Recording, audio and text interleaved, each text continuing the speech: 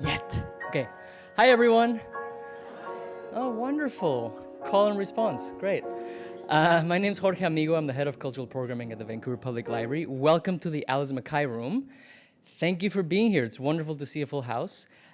Before we begin, I want to acknowledge that we are in the unceded, traditional, and ancestral territories of the Musqueam, the Squamish, and the Tsleil-Waututh. And I'm an immigrant from Mexico, which means I'm a settler in these lands. So I have a special responsibility to continually learn about the ongoing effects of colonialism in this part of the world, and to bring that awareness and that concept knowledge into my work here as a public servant for you in this library. So I have a couple of housekeeping notes for you first. So take a moment to silence your cell phones. Now, you don't need to turn them off at all. In fact, I encourage you to keep them on, pull them out, take photos, videos, share with the world that you're in a cool library event. That's awesome. Post them on all your social media if you want. But please make sure that they're not making noises, because they're going to be disruptive to all your neighbors, but also to the folks on stage. So take a second to do that now, please. The second thing is bathrooms. Very important. They're right outside this room to the right. You'll see them right there. I'm going to ask you to please use the door in the back, because it's a little less noisy than the door in the front. So please use that door.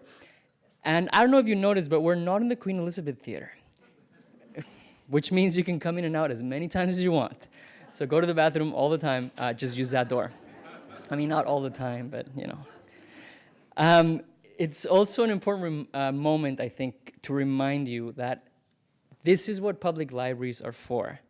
This kind of event, to give everyone in the city the opportunity to experience arts and culture in the city, and to learn from the artists that make our city a vibrant place to live.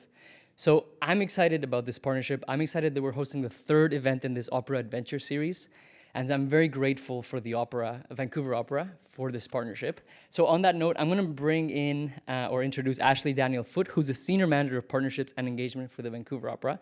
Now, he's been in charge of making sure that this series is a success and programming it. So we owe a lot of this to him. So please, Ashley, come join us on stage, and round of applause for him.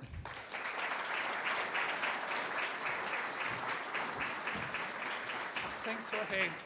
So appreciate that introduction. And we're so glad to be back for the third time here at the Vancouver Public Library. We just think Vancouver Opera and Vancouver Public Library just sound good together. So let's keep doing this. Absolutely. So we are here tonight in celebration of our upcoming production of Wagner's monumental and mysterious The Flying Dutchman, which opens at the QE on April 29th and runs until May 7th. And of course, grab your tickets if you haven't done so at vancouveropera.ca. The Dutchman, of course, has been cursed to sail for eternity unless he's able to find a pure and true love. Every 7 years, he can step ashore for a single day in an attempt to break the curse. But there's always that. He is yet to find a love that can redeem him. When the Dutchman meets Senta, she makes that vow. But when her former suitor threatens the pact, she proves her love, sacrificing herself for the Dutchman. There's so much to talk about. There's so much to discover. There's a lot here. So to do that, we are so lucky to have our captain, our maestro of the opera, Leslie Dalla. He's here, as Vancouver Opera's associate music director. Les has really enjoyed an amazing career spanning the genres of opera, symphonic music, choral, contemporary work. He's also the artistic director of the Vancouver Bach Choir. At Vancouver Opera, he also runs our Yolanda M. Ferris Young Artist Program. He was recently named one of the top 10 artistic leaders by the Vancouver Sun. He's performed with everyone from Pacific Opera to the 13 Strings of Ottawa and the Glenn Gould's Opera Program. So, once again, we are thrilled to welcome Les, who's going to be guiding us through The Flying Dutchman. And for Les, as you'll hear, it's been a years-long love affair with the music of Wagner, and I can't wait for you to see the excitement and the spark in his eyes as he talks about it. We are also doubly excited to have the Dutchman himself here with us, baritone Gregory Dahl, one of Canada's most in-demand performers. He's performed everything major. He doesn't do anything small, as you'll discover. He has a massive instrument, and he's just an incredible human who has performed as well across all genres, much like Les. So I will stop talking. I will let our wonderful guests come out And it is with great honor to welcome Les Dalla and Greg Dahl. Ladies and gentlemen, please welcome them.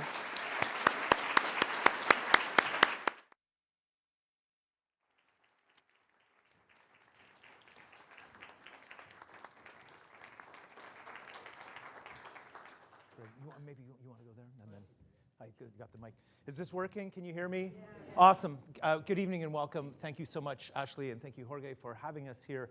I'm really thrilled to be conducting Dutchman and also to be doing this with my really good friend and colleague, Greg Dahl. We met in Banff in 1995 when we were starting out.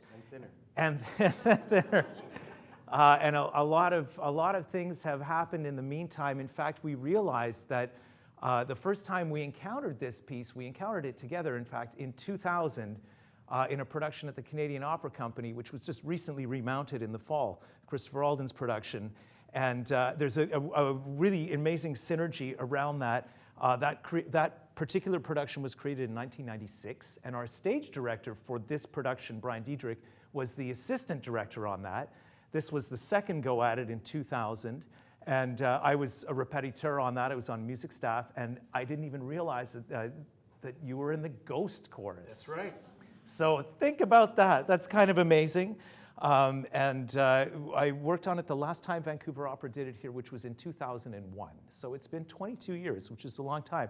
That's, I guess, the 3 stops, for you? Like every 7 years. So, that's right. So This is like stop number 3. That's right. And so I'm really thrilled to be at the helm, and he's at the helm of his Ghost ship and sounding magnificent. We're halfway through week 2 of rehearsals, and we had a room run today without the chorus, got through almost all of it. And it's sounding great and coming together. I still haven't seen all of the, nobody's seen all the projections, but I promise you it's going to be a very, very exciting and innovative production. There's nothing old-fashioned about this one. The lighting things and the concept that Brian's come up with. So I think you're really in for a treat. Ashley already told you the story, so that's great. I don't have to. What I would rather talk about is the music anyways, and I'm really grateful to Greg because he literally sang the whole role this afternoon, full out, and it's one of the things I admire about him. This is not a knock on people who don't, because when that's your instrument, you have to take awfully good care of it, and some people almost never sing in rehearsal, and they save it for when they have to, and other people are just singing all the time, right? And I kept saying, I go, Greg, you got to sing tonight. Are you okay? He goes, I'm just getting warmed up. You did say that. I did. I don't have an off switch. You don't have an off switch. This is true. Anyways, Greg has been generous enough to sing the opening aria for us tonight, and maybe a few other excerpts, and I'll kind of sit at the piano and talk us through. I'm sure that in a situation like this, there's a wide range of experience. Some people who have traveled to various cities to see Wagner operas who really know the rep, and some people who it's absolutely brand new. So I'm going to try and keep my comments somewhere in the middle. We'll talk about the show, and then when I pitched, Ashley approached me about doing this event, and I said, well, how about I ask Greg to participate? And he was like, that would be amazing. And I said, what we could do is, we'll talk through, perform some of the excerpts, and then we could make this a little bit like inside the actor's studio to, talk about how you got into this and what this whole, world of opera is about, and some of the interesting facts that people might not know about you that you might like to share and not regret when it's being filmed. So I remember I said, is there like anything I can't say? They're like, no, you can say anything you want. So, but that's usually not a good idea. So anyway, we'll have to keep each other in check. But a brief word about Richard Wagner. He was born in 1813 in Dresden and lived almost to the age of 70. He died in 1883 in Venice. It is not an understatement to say that he completely changed the way people perceived opera, the way people produced opera, the way people wrote operas after his work. He began, I used to be, I'm still a total nerd, but especially when I was a student, I read a lot of biographies about composers I admired. I read several about Wagner. At the age of 16, I became a member of the Toronto Wagner Society in Toronto, and I remember signing up, and this was way long before the internet, and I showed up, and it was basically, there were a lot of people who were probably all retired, at the Rosedale Club in Toronto, and I walked in and I dressed up, and they said, excuse me, what are you doing here? And I said, is this the Toronto Wagner Society? And they were like, yes. I said, I've just become a member. I paid my membership. And they're like, okay, welcome.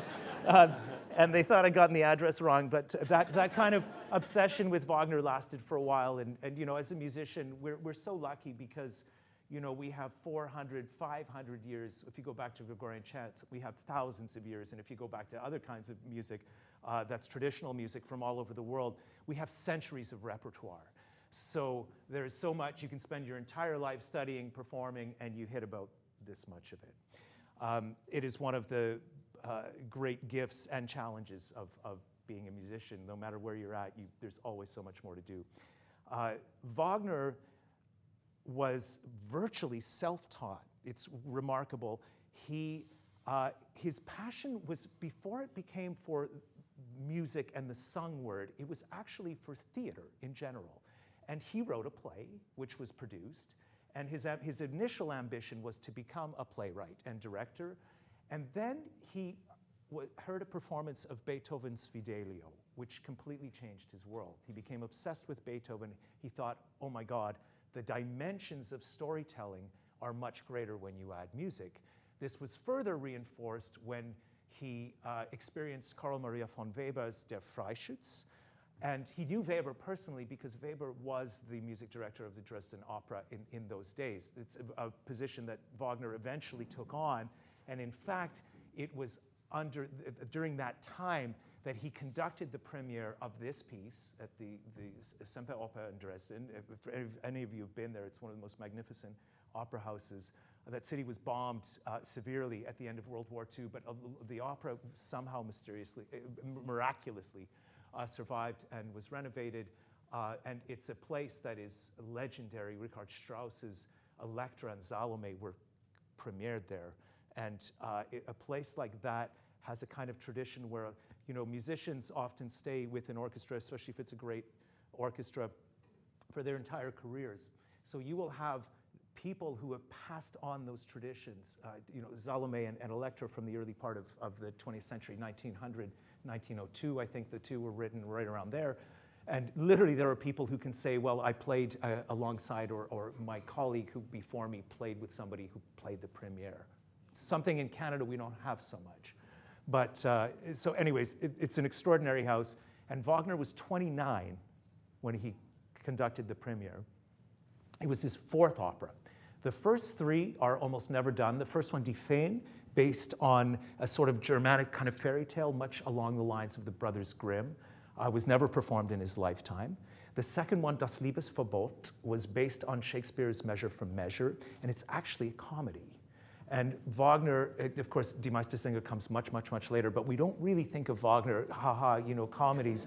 And it's a piece very much in the Italian style. It could pass for Donizetti or Rossini, which you would just not ever imagine from the composer who wrote The Ring. And then the third piece was also a very traditional 5-act grand opera called Rienzi, based on a Roman general, but a historical piece. Rienzi happened to be a big hit, and he was always, and I'm just going to talk this through. Flying Dutchman then is the very next thing. Again, premiered in 1843. He had not yet turned 30 years old. He conducted the premiere. He wrote the libretto. The idea came from a short story by Heinrich Heine in which there's a reference to the Flying Dutchman. And of course, this was popular folklore.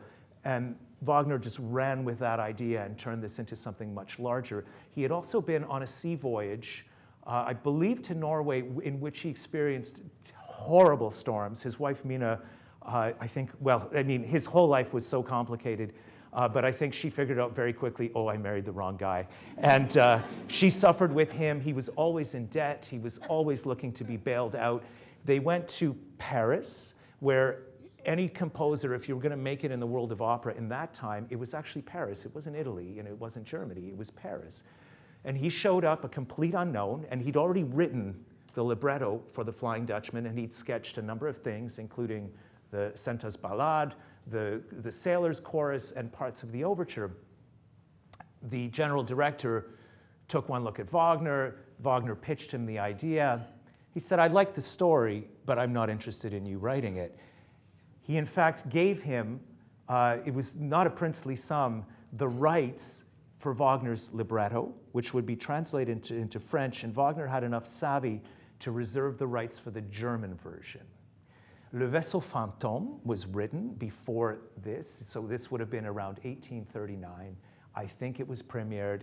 Maybe occasionally it pops up. I forget the name of the French composer who wrote it. It has been, thrown into the piles of oblivion of music making. But Dutchman was the first thing that Wagner wrote in which you see the future style. His eventual philosophical and artistic ideology was a term the Germans call Gesamtkunstwerk, which literally means the complete, total work of art. And in this was very much in Wagner's world because he was a complete megalomaniac. He didn't trust anybody with anything that he did. So he always wrote the libretto. Of course, he composed the score. He had all of the stage directions written into his works, and he also kind of came up with the concept of the decor. Of course, he hired other people who would then execute that, but it was all up here. And so he would never work with anybody else on his own creations. So after De Vliegende Hollander, a couple of years later comes Tannhäuser. A couple of years after that is Lohengrin, and then begins the Ring cycle. For those of you who don't know, it is a tetralogy, so there are 4 pieces, Das Rheingold, Die Walküre, Siegfried, and Götterdämmerung. The 4 pieces together are about 16 hours of music over 4 nights. It took him over 20 years to compose the totality of it.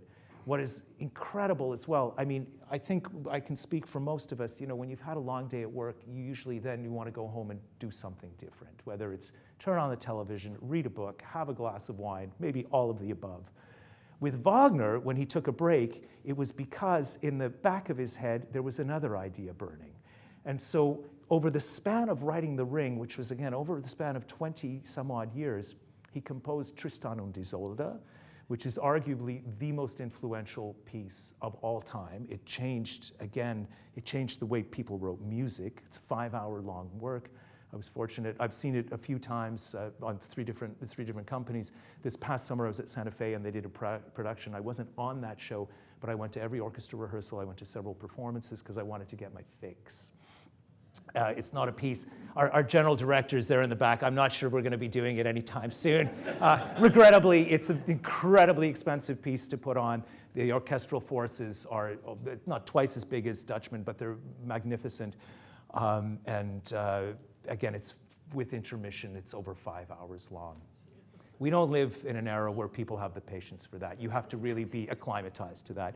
We live in the world of like YouTube and TikTok, where I remember reading this 10 years ago that on YouTube, people, if they stay with it past 7 seconds, that's a miracle. That's sad. I got 2 teenagers. Your kids are a little older than mine. Yeah. We can relate. Attention span. Everything's changing. So it's hard for young people, I think, to kind of get into this world because it's just so massive.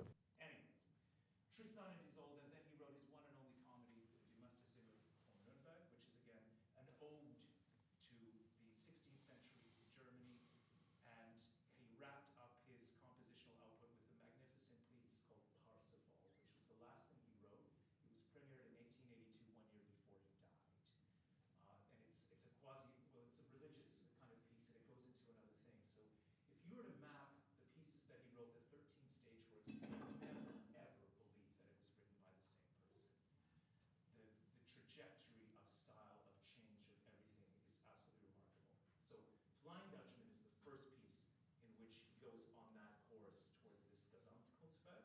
One of the main features of it is how do you build an opera?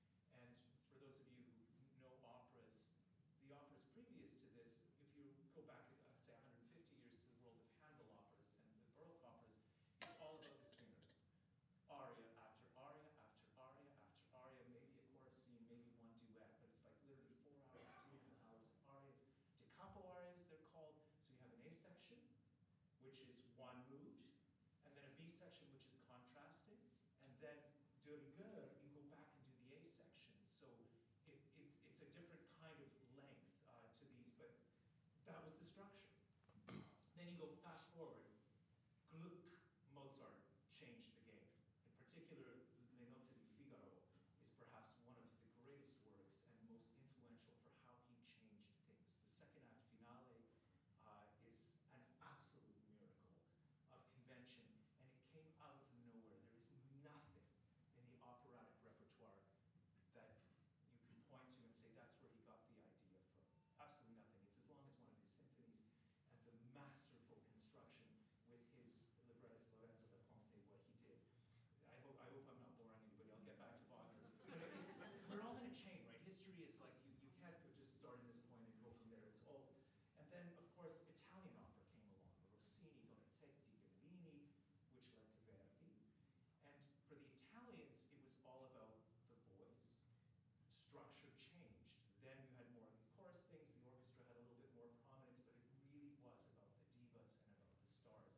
And the stories, for the most part, were interchangeable. Those guys, I mean, Rossini wrote 38 operas in a 20-some-odd year period, and then he retired. He was only in his 40s when he retired, but he was so burnt out because he would write pieces in 3 weeks. I tell people I couldn't write out if I had to copy it in 3 weeks. How did he do that? And it's because he didn't sleep. Like, he would go 2 or 3 days and then crash and then get back to it. But the public was different. It's not the public of today. We don't film things. We don't compare yesterday's product to today. The audience was hungry for new work. Even though Barbara of Seville may have been a hit, they didn't want to hear that every year. They wanted to hear what was new. So that's why, like, Donizetti wrote almost 60 operas. Bellini died too young to do it, but he was a contemporary of them. And the public always wanted new things. I will do my fast forward with, as this is a pitch to you, especially if you love opera and traditional opera, it is one of the great disservices to contemporary composers that people are not interested in them. Because people who are doing something new, we're so used to what's old. We all have Beethoven symphonies on record. We all have Bach, well-tempered clavier, whatever. We love the fact that we can go back to the past and listen to the greatest things. They didn't have that then. And they were always thinking ahead. Bach wrote a cantata every single Sunday while he was employed in Weimar. 200 cantatas. Imagine what that was like. But he had a job, not particularly well paid. He also got paid in beer, which is one of my favorite stories to tell. I don't know if you ever drink beer, but I have in the past. do you ever get paid in beer? No, not yet. Not yet, not yet. Opening night present. Times are getting tough, though. Indeed, they are, and yes, the taxes have just gone up. But in any event, so all of this to say that when Wagner came on board, and it took him 3 or 4 years to write an opera, it was suddenly because he was thinking of the future. He was thinking, of course, of the present, but he's obsessed with his own grandeur and fame. I got 2 other comments, and then we're going to make some music. Miraculously, he and Giuseppe Verdi were born in the same year, 1813, the 2 giants of the 19th century opera world, which is quite a coincidence. If you look at some of the people born within 10 years, it's staggering. Hector Berlioz, the French composer, who was also one of the most innovative, 1803, Felix Mendelssohn, 1809, Robert Schumann and Frédéric Chopin, 1810, Franz Liszt, 1811. These folks knew each other. They were friends, competitors, but they were within an artistic circle. And honestly, if there was a time machine, I would love to go back to one of those dinner parties and just be a fly on the wall to be able to hear what these titans of music making, of the Romantic period. And again, the birth of Romanticism is with these folks. Liszt, in fact, became very closer to Wagner than I think he expected. His daughter Cosima, who was married to one of the foremost conductors of the time, Hans von Bülow, who became a disciple. I mean, he called himself a disciple of Wagner because Wagner was usually nobody's friend. He would use people. And you had to submit to the fact that he was the master, and he had many fallings out with many people. But unbelievably, Hans von Bülow, who was Wagner's choice of conductor for The Ring, who premiered all of that stuff, Tristan, Meistersinger, Wagner then stole Liszt's daughter Cosima and married her. And there's a terrible, I mean, we live in a time where you can't say anything anymore, but this, I just read this in my prep for today. Wagner said to Hans von Bülow, can you imagine knowing somebody who would say this? He said, I want you in my pit, and I want your wife in my bed. That gives you an idea of what a nice guy he was. I would not want to be at a dinner party with him. He wouldn't get a word in. But this was his kind of thing, and he had this kind of magnetic, mysteriously magical personality. King Ludwig of Bavaria saved him, was the reason that he ever was able to write anything. He kept bailing him out financially. And King Ludwig was the dedicatee of all of these pieces, but the poor guy really put up with a lot.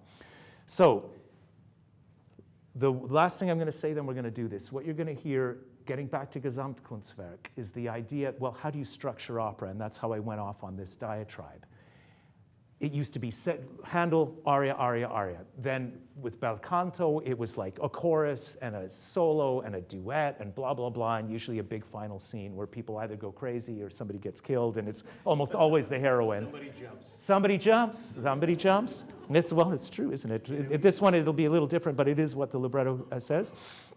And Wagner wanted to tie things together. This concept for him was he wanted storytelling that was continuous, even if it was at the expense of what he said, like the musical satisfaction. So in other words, if you're going to have an aria, that means it has to begin and end. And we can think of many, many pieces that have arias that we're so looking forward to hearing, and then usually you get this at the end. And it's a kind of an instant gratification. And even though there's nothing wrong with that, for him, he wanted to move that line. He wanted to stop having pieces interrupted. So this one, there's not really a place where, people can applaud, but it's kind of continuous, but it's also old-fashioned. It's written in a kind of Italianate style, so that there's still kind of arias that are set, but continuous. There's even cadenzas, which he revised pieces later. He thought of taking them out, but there was just no way. He was too far along. The style after Tristan and the Ring was so far away from the Flying Dutchman that he just couldn't go back, so he left it alone. He made some changes. We're doing the changes that he did write in his lifetime, which affects particularly the end of the overture and the very end of the piece. And he wrote that after he wrote Tristan. And the musical style is much richer. It's a whole kind of different thing because it has to do with the redemption of love. And Tristan is an entire piece about love and obsession and stuff. So you get themes that recur, and you'll hear them in this. And like I said, Greg has been very gracious to present this. Well, why don't you set up the aria, and I'll go. Can you tell us a bit about Die Fri- What? You talk. I've talked too much. Die Frististum, and then I'll get set up, and then we'll make a little music. It's the beginning of the aria. It's the beginning of the opera here. Oh boy, I don't need a mic. Can you hear him talking? Oh, great. I probably don't. Okay. Woo! Now we're getting started. It's the beginning of the opera. As a Dutchman, the folklore is that he went to the Cape Horn, around Africa, and he's defied God. I can go, and this is the worst place in the world for ocean currents, and down he went. So every 7 years he comes back. So this aria is like sort of basically says, I'm waiting for death. That's all I want. And the only way I get death is if I find a true woman. Now, I don't know what that says about life and about the 7-year itch or anything. I don't know. But this is it, and it's a bit epic. It's a long piece, so you don't, start with an audition and you take 2 people's time. But anyways, bless. I'm gonna take some water for Yeah, take some water. just because. I'm gonna set I'm a this. human being, I'm not, But you are a machine. This guy, he can, yes, I stand by that. Opening scene. We're in Norway. Dalant, the captain of his crew, Yes. They have crashed on a reef. They're 7 miles from home. And they're trying to figure out, the winds are blowing like crazy. get home now. They can't get home. They have to stay for the night. Dalan thinks it's safe, and the storm, because it was so intense, will eventually subside, so they don't need a watch, but he asks his steersman to stay up and keep watch just in case. Of course, the steersman, who in the opening scene is doing a little bit of this, sings a song about how he's looking forward to seeing his girlfriend, and then falls asleep. While he falls asleep, the storm rises, and the Dutchman ship comes crashing to shore. And we get this magnificent aria coming up here. I'm going to set it up just a bit with the music that you hear with the Dutchman theme coming in. So this is a little bit before you sing, okay, if you don't mind. Yeah, I know you know how it goes.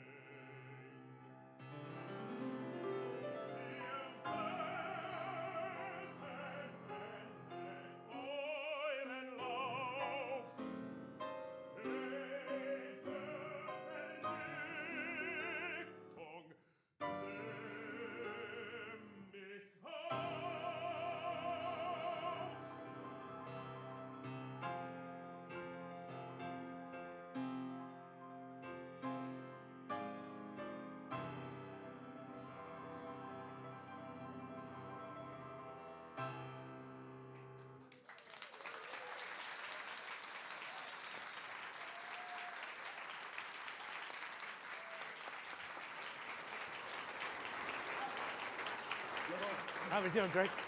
You know what? We don't have to sing anymore. Unless you want to. Okay, cool.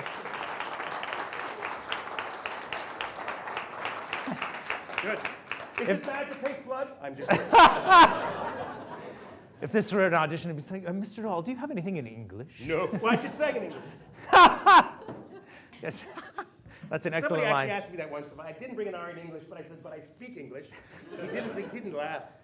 It wasn't good, but I got the gig. You got the gig. That's Then the main The thing. whole company passed. But it doesn't matter. Okay. I heard from a tenor colleague about an audition experience in Germany that was also like just very intense. And anyways, that one didn't go well. You didn't get the job, but it all had to do with language.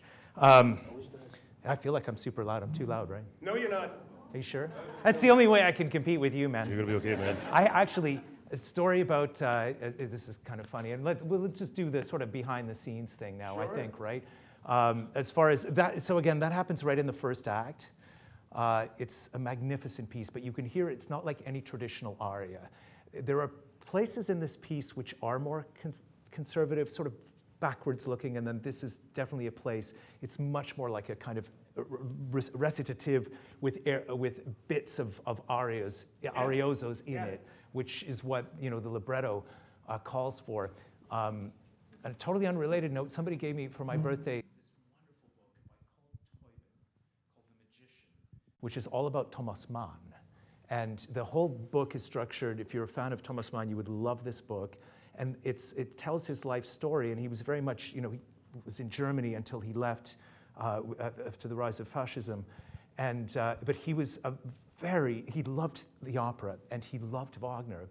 And I read a passage where Thomas Mann said that in this particular aria of the Flying Dutchman, that never before on the lyric stage had someone expressed that kind of, it was like a philosophical, like the torment that you're going through. It's not about love. It's about, your idea of redemption is you do just want to die, It's right? about earthly annihilation. Yeah, you've been doing this, as Brian, our stage director, keeps saying, you've been doing this 400 or 500 years. Every 7 years, you get off the boat, you probably meet somebody, and actually it's referred to at the very end, when you think that Santa, you're like, I'm going to save you. You don't have to meet the fate that many others have because you promised yourself to me, but not in front of that one, on the altar.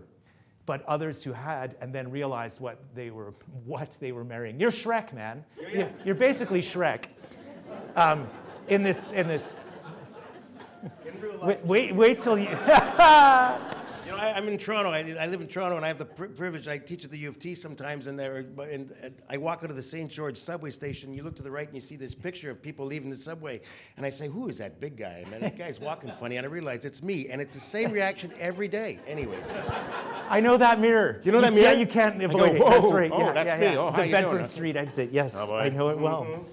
Indeed. What were we talking about? This aria being, again, pointing to the future, like Wotan, like, this long extended thing. Daland, by comparison, who is the sea captain, who's total opportunist, that you meet in the very next scene, you say, hey, if you would give me, what, is it one night of shelter? Yeah, one night. Just one night, I can exchange some gems. And he just goes, wah. Yeah. And you're like, that's nothing, I got a whole lot more. And then you say, when you say hastu anatochta, what does he say just before that? I'm trying to remember. That's bad. No, It doesn't matter. It doesn't. I should know. But basically, then like, as you can see that Daland is getting all excited, he happens to ask him, "Do you happen to have a daughter?" And then immediately Daland, seeing like ka-ching, ka-ching, ka-ching, goes, "Yeah, I know you. treues Kind." Yes. No doubt that who's lovely and who's devoted to her father, and she would make a great wife to you. And he basically kind of sells his daughter to you, essentially. Yes. What we don't know, if you don't know the story, but for those of you you do know this, that Senta has been obsessed with the Flying Dutchman since childhood. There's a portrait that hangs in their house, and she is so moved by the plight of this man, and she's totally torn up by she feels so much compassion and empathy for the Dutchman, right? Mm-hmm. And she has this poor boyfriend. Again, it's kind of a strange, you can always find, in movies and everything, like these, not holes, but in this particular story, Eric, he's the only guy in this village who's not a sailor, and he's a huntsman. And he happens to be, he thinks of himself as Senta's boyfriend, and he's in love with her. And his music is very different. Again, Daland's music is very old school. You don't have to sing anymore, because that's like, you've been singing all day, but I wasn't playing earlier, I can just do a bit. So compare that with Daland's aria in the next act, when he presents you to his daughter, right? Yeah. And it's all sunny, and it could have been written by practically anybody, really. And I don't mean that with disrespect, but I mean it's music that looks back. So it's this.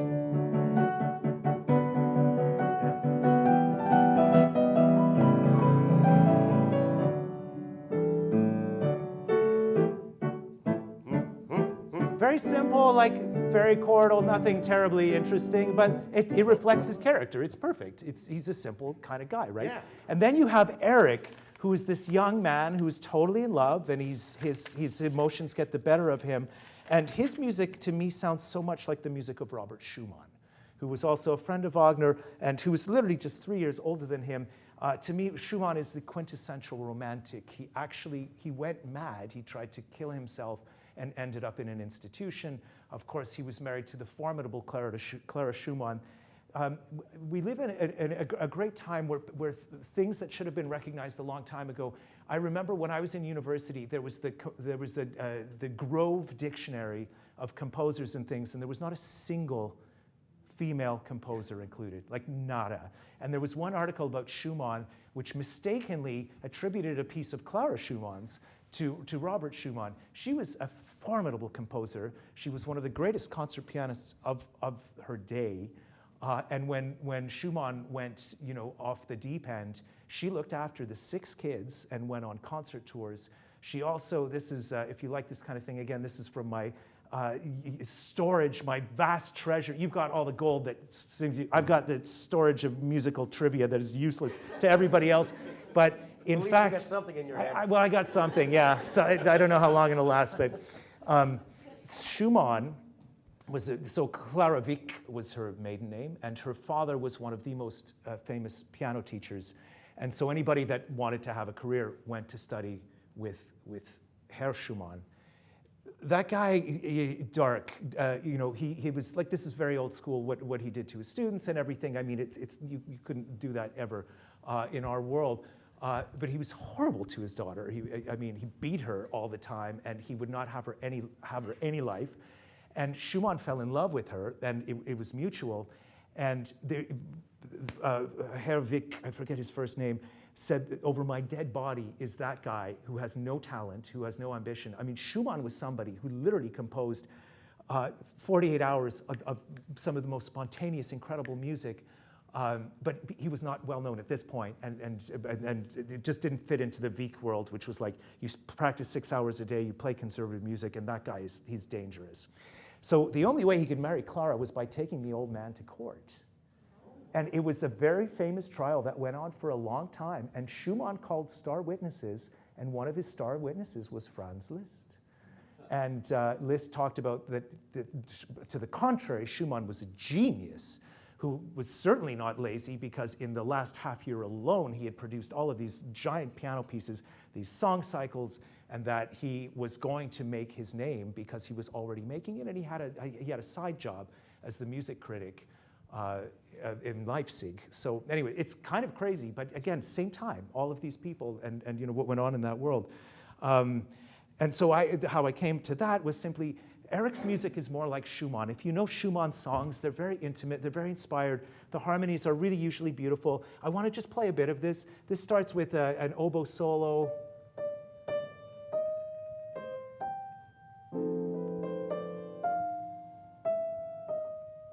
And then he sings, Mein Herz voll Treue, liebe Sterne, gütig gut, mein Jäger Glück, nur da deine Hand ich fähre,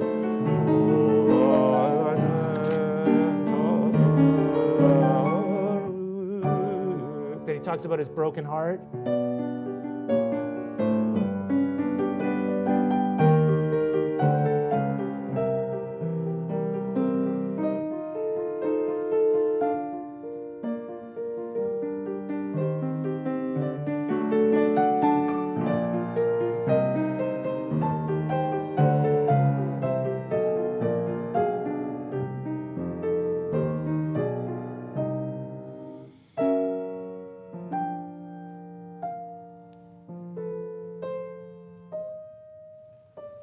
It has the intimacy of an art song, of a parlor song, and it's so beautiful.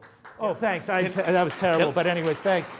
Can I interject and say that our Eric is phenomenal? Oh my God, our Eric is phenomenal. We should talk about the cast a bit, because they're amazing. Yeah. This was a real find. Thanks, Tom, for finding. Wook-Hyung Kim is Korean. He lives in Seoul, and he spent 17 years in Germany singing. He was a house artist at both the Dresden Semper Opera and at the Munich Staatsoper, two of the greatest houses in all of Europe and in the world. And he just told me the other day, I didn't realize this, he was the first Korean tenor to star at the Met in a production of La Traviata back in 2004. Get out. Yeah. And he's now back in Seoul, and we've talked about this. This is also something maybe we want to touch on, how COVID just kind of has destroyed everything. We're slowly coming out of it, but for people, even with the biggest careers who had gigs lined up for years, they just disappeared. And Wook-Hyung talked about the fact that now he has a teaching job. He's gone back home, and he likes it, but he had all of these contracts canceled and then promised for maybe 24, maybe 25.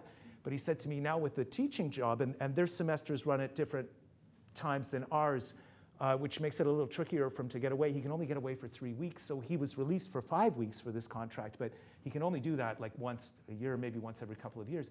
And anyways, he showed up and he opened his mouth, and I think all of us were just like, because this particular opera is really hard for everybody. Greg, the bit that he sang, it gets, well, there are many big things in this, and you can talk about this more than I can, but it's the tessitura. It's like, are you a bass or are you a baritone? Exactly. Right? And what's he want?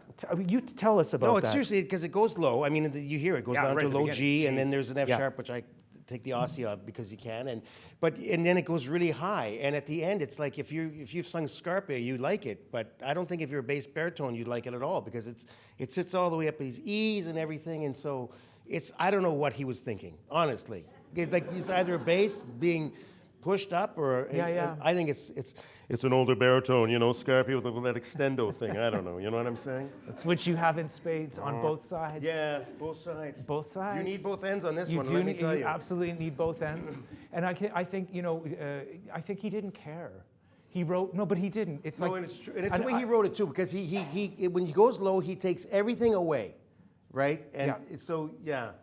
And so he's smart that way, because we talked about that, the VLs. Do you want to sing that or no? No. You don't have to sing anymore. No. No, good. So I know you want him to, but he's sung it off today. So no, my boss is saying no. You got to pay now. Les, you got to shut up too soon, okay? but keep talking for now. You didn't pay. Give me the hook when you need. Thank you very much. But you know, so again, the Dutchman role, part of it is, and also this is not the largest orchestra ever written for. It's actually, in terms of its size, is very comparable to you know, the medium Verdi orchestras. So we have the usual string size, double woodwinds, not triple, not quadruple, not quintuple like Richard Strauss wrote 50 years later. And your typical brass section of 4 horns, 2 trumpets, 3 trombones, and a tuba. So it's not like it's massive, but they make a massive sound. We haven't started yet. I can't tell you how excited I am for Wednesday morning when we have our first note read. Because it's a piece that, again, it's what Wagner changed in opera too. There are people who wrote for the orchestra, and of course Beethoven wrote the great symphonies in his opera Fidelio, but it's not on this kind of magnitude. And then when you think of The Ring, where sometimes the orchestra plays for 20 minutes and nobody sings, or there's barely anything, he really had that symphonic vision, and that completely influenced Richard Strauss, completely influenced every 20th century composer, Alban Berg, all the big symphonists. So you get that.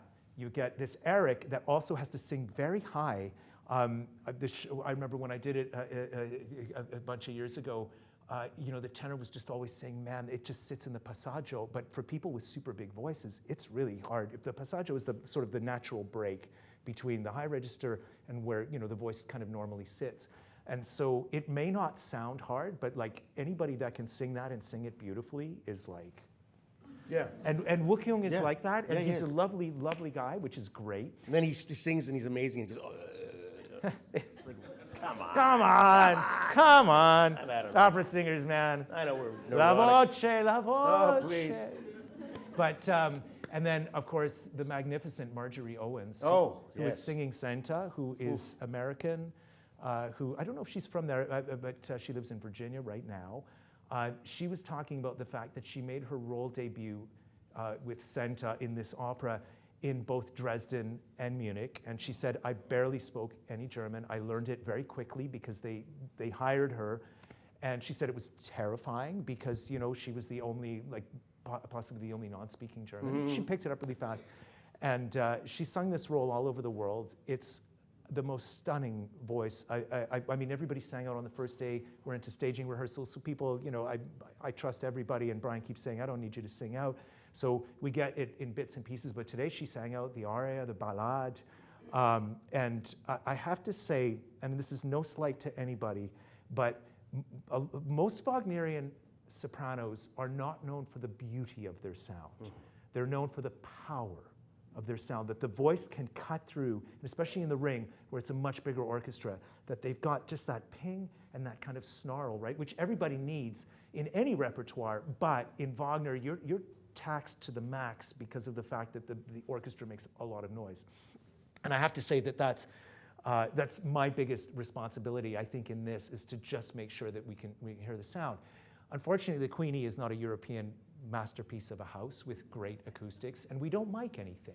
And that's something that, you know, is what separates opera singers, who literally, the microphone is their body. And you have to be able to appreciate how incredible that is, and what kind of training, right? We're pre-electricity. Yes, you are. We are. But you are the light bulb, man. I am. You are the light bulb in every room. Batteries are not included over here, I'll tell you that. Yes. We've worked on a lot of shows together, and what I also really appreciate about Greg is that you bring humor and kind of just a real sort of being real in the room, and it can diffuse situations. And you know, we were running one last week too that where you know, it's opera work. We form, we storm, we norm, we perform, and we adjourn. Okay? You should really copyright that, honestly. It's a social. My wife's a social worker. That's why I steal all these things from that's everybody. Right. You know. I forgot about that. So, you know, it's not an easy life. Also, being on the road. I mean, talking about like here you are. I mean, you got a family and everything. You're here for 5 weeks, staying at an Airbnb, and Yeah. You know, you work all day, then you go home and make yourself dinner and stuff. It's kind of lonely when you're, right? Like, It's awful. yeah. Hate it. The price of success. I remember, many of you know Jonathan Darlington, our music director emeritus, who was with us for 18 years. And we often talked, and when he first came, my conducting career was just starting, and I was just telling him, I'm so hungry, I want, to have opportunities. And he, over a drink, he said to me, be careful what you wish for, because you pay a huge price. And that's somebody also who had a family, who was always away from his family, who was on the road. And in, we have colleagues, and sometimes I'm sure you have a year like this. I know several colleagues who have families, and in a successful year will be on the road for 9 or 10 months of the year. Wow. So, that's something nobody ever talks about, but it's a heavy, heavy price. And so, to try, these days at least, people have cell phones, you can FaceTime, you can do all of those things. Well, 20, 30 years ago, that wasn't the case. And so it was harder. You wrote letters or you called, and phone bills were unbelievably expensive. I remember growing up, my parents emigrated from Hungary after the revolution. And when at Christmas time, we would line up around the telephone in the hall just to be able to say hello to our relatives in Hungary that I'd never met. And everybody had like 30 seconds, because 2 minutes later, you get this phone bill for like $20 or something or whatever. And, working class family and everything, it was kind of a big deal. So now at least that part of it is totally different. But it is one of the things that's challenging. And I guess like in terms of this, it's like the Dutchman's been on the road for centuries. That's right.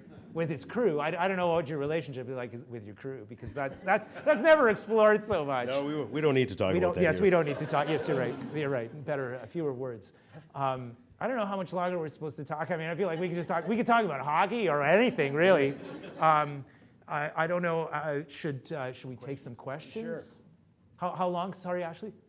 10 minutes. So I don't know. Any questions? If not, we can keep jiving a little bit. But if anybody's dying to ask Greg something or about the piece that we haven't talked about, or Wagner, I'm happy to talk. Yes. The performance of the aria from the first act Yeah. was outstanding. I don't understand any German. Could you say a little bit about what narrative he was delivering? Well, so the very first thing he says, die Frist ist is The the time is term. up. The time is The up, the time 7 frame, years. And I love this line, und abermals verstrichen sind 7 Jahre. And once again has It's another 7 years have passed. And then the next line is that the ocean, sated with me, has projected me onto land. And then he talks about stolzer Ozean, you proud ocean that have like kept me under lock and key. And then it's kind of a rage thing. You're kind of recounting all of the things. Yeah, like, but how I took my ship and I tried to drive it down to the. he tried to kill himself over and put over on and the over. reefs. But I saw the pirates, and I said, "Here's my treasures. Come take me out." And they crossed themselves and took off. because they know that he's Yeah, the they're Dutchman, scared, that he's right? They're cursed. scared of me. Everybody's cursed. And then where are we at? Then the only thing that's gonna give me satisfaction is eternal damnation, the judgment day. I'm waiting for as long as sprouts come out of the earth and things grow, it's not good for me. So and I'm looking basically. The word I say the most is treu, which means truth. Like I'm looking for somebody who's treue. Yeah, because the only way he can actually get damnation is through redemption, the true love of a woman, which every 7 years you've tried and failed. Yeah, didn't work with Cheryl, didn't work with Mildred. But, yeah, and the thing is, it's just like an opera. I mean, it's a bit of a. yeah. It's funny because Eric really isn't a bad guy, but he doesn't really know what's going on, and I just see them together and I freak out and I think, well, you're both going to go. That's it. It's over because she's not being true to me, but she really is being true, and so then she makes the choice at the end of the opera, and she ends her life, and then I can go too. So there's actually, Brian made a quite beautiful ending. If I can, spoiler alert, Maybe don't, Okay. because you got to come see it. Sorry, but you got to pay for that For one. those of you who don't have tickets yet, there's 2 specials on. If you've got kids or whatever, we have a $40 tickets for people under 40. Or also, if you want to inspire somebody to go, this is a great gift for, I think, all 3 performances. And also until April 16th, what's today, the 13th, right? There's a special on for front section of the balcony for $60, which usually start at $120 for all 3 performances. So you can get in at a fairly decent price. Live theater is not inexpensive. An average production, may I just say before, I don't mean to interrupt. When I first started working at VO in the 90s, productions I think cost between $500,000, $700,000, $800,000. I will never forget when Jim Wright was our general director, that he proudly said that an Aida production back in 2002 was the first ever $1 million production that Vancouver Opera had put on. And when you talk about that, that's like every cost you can imagine that goes into the show, because there are many, and they're mostly invisible. But it's like, it's people. It's the people you're paying to do the work. Well, I think in the last 10 years, Tom, there's not a single production that hasn't cost $1 million, no matter what it is. And you would be shocked, like, well, how is that possible? There are a lot of costs to opera. It is the most expensive art form. It brings everything together. Talk about Gesamtkunstwerk. You have music, you have orchestra, you have singing. Often you have dance, you have decor, you have all of the, now, projections are a big thing. We're using technology. So all of these add up to a lot. So if you could come and support your local company with a $60 ticket, I must tell you, we appreciate it a lot, because we've talked about this. Like, we're not rich. I've been doing this all my life. You've been doing this all your life. I would never pick anything else, like ever, because I'm so in love with just the vast array of music, and I'm grateful to be able to work on it as a conductor, as a pianist, to work with other musicians, singers. To me, it's the greatest thing. I will never get bored of this. And like I started at the beginning by saying, I can't ever get bored of it, because I'll still, no matter how much music I touch, it's going to be like this. Plus, you have so much to learn with every piece of music. Totally. And also, like, this is the thing. We talked about this, that Dutchman, 22 years ago, we both worked on it. Yeah. I was playing the piano. You were in the chorus. Now you're the lead guy. And I have the chance to be, musically responsible. I remember one conductor I assisted, an American who used to come here regularly, once said, in a conversation in the room, but it was in front of everybody, he said, and he wasn't being arrogant about this, he was just putting this, he said, my responsibility is to represent the composer. And that's absolutely true, because when you think about it, that's not your job. Your job is to represent Dutchman. And the stage director is to tell the story. But we all try and do everything from the score, but there are many times where people might disagree, or a score is not music. I also encourage you, for those of you who like to read, Daniel Barenboim, one of the greatest living musicians, he just turned 80, who started conducting at the age of 8, who played all of the Beethoven sonatas at the age of 16, who just stepped down after a 40-year run as the music director of the Deutsche Oper Berlin, who does from memory The Ring, who conducts all the Beethoven symphonies, plays the concertos from memory, leading from the keyboard. I mean, we're talking a titan in the world of what we do. He's a very humble guy. He talks about also, like, yes, I have my repertoire and stuff, but I read a book about his in which he talks about the fact that the printed score is not music, but it's all we have, especially when the composer's gone. So what's on there? Well, there's indications of, like, these are the notes. It's either forte or piano. This is the speed. Sometimes they indicate some more things. If you look at the music of Bach, there's usually nothing but notes on it. There's no tempo indication. There's nothing. So it's up to one's education and constantly reimagining that. Point being that, like, this is what, 3rd or 4th time you're doing this show? Third time I'm doing it in a different role. I still, nobody has all the answers. You're always doing it for the first time. But what's great about this too is that as a team, we work to find the answers. I'm always going up at the end, and I feel like I'm the low person in a way on this totem pole, because Marjorie Owens has sung this all over the world, and Wook Young has sung this all over the world. Our bass, Richard Wagner, has also sung this all over the world. And I mean, I know what I'm doing, and I've studied this, but if I insist on what I'm doing and it doesn't work with where they need to breathe or something, nobody wins. So it's a collaborative thing. And so I always try and say, I tell our young artists all the time, if you do what's on the page, and you don't think, well, I'd rather hold that note longer, or I want to go faster here or slower here. If you do what's on the page, nobody will ever give you grief about that. They'll say, well, this is great, but actually I think we could take a little time here, or if you want to take a breath, or if you want to hold that high note longer. And that's the best place to be in, Because I've seen the opposite side of that coin a million times, where a singer with perhaps a big career and has done it, comes in and insists that this is how I'm going to do it, and it causes grief because the conductor might not want to do it. So when you can be a good colleague, and this is what, because we support each other, and nobody wins in this unless we all cross the finish line at the same time.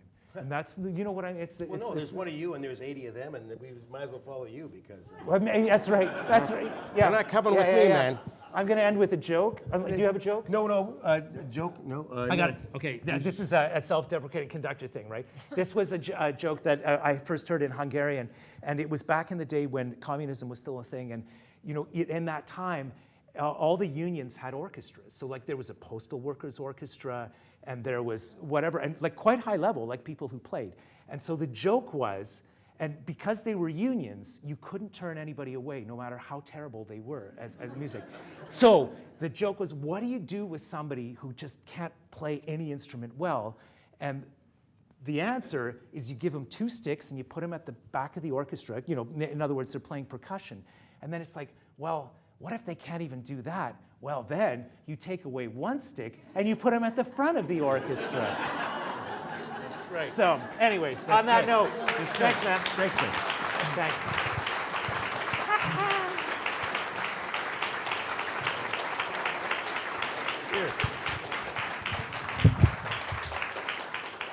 Thank you, too, for sharing so many stories. Thank you for being here and for singing and for giving us a taste of what this opera is going to sound like. As you heard, please go see the actual opera performance at the Queen Elizabeth Theatre. And before I let you go, I want to tell you about 2 events coming up here on this very stage. So we just launched this year's Uplift Asian series, which is a series where we celebrate Asian cultures and perspectives. And we decided to push back against the rising wave of discrimination and anti-Asian racism in our city. So we have 6 events coming up from now until the end of May with incredible writers and thinkers, and most of them are going to happen right here on this stage. So the next one is happening on Wednesday, April 19th, so next Wednesday, and that's with Ajay Parasram, who is going to be discussing his new book called Frequently Asked White Questions. Yes. And he's going to be talking with Jackie Wong from the Tai and cultural engagement strategist Hannah Cho. And they're going to talk about what's driving discrimination in our communities, how popular attitudes have changed in recent years, and what can we do about all this.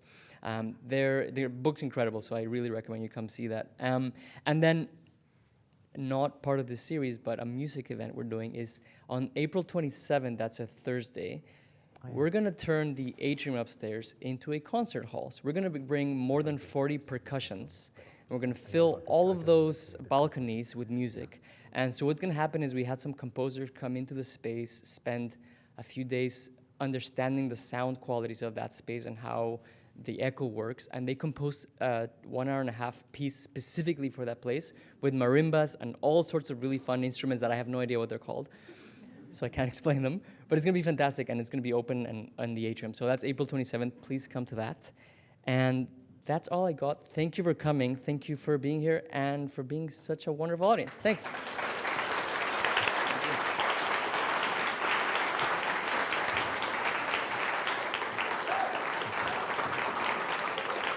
Okay.